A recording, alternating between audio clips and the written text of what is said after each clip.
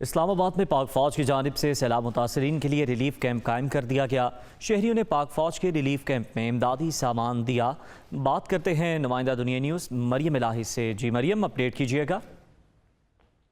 जी बिल्कुल, मैं इस वक्त इस्लामाबाद के F10 के इलाके में मौजूद हूँ, जहाँ पर मेरे आप पीछे देख सकते हैं कि मेरे अकब में एक कैंप लगाया गया है। ये पाक फ़ौज की जानिब से रिलीफ कैंप लगाया गया है सैलाब मुतासरीन की इमदाद के लिए।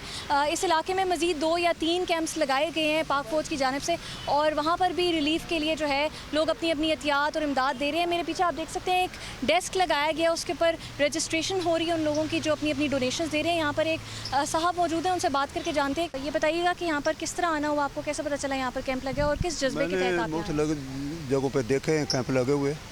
मैं ये आया था तो मेरा भी ज़रा दिल चाहा कि मैंने ये दालें दी हैं और चीनी। ज़ाहिर है कि इतनी तकलीफ मैंने वो जो किया है कि मतलब आपने देखा कि यहाँ पर कैश का मैंने भी मालूम किया था, तो उन्होंने बताया कि कैश डोनेशंस एक्सेप्ट नहीं की जा रही।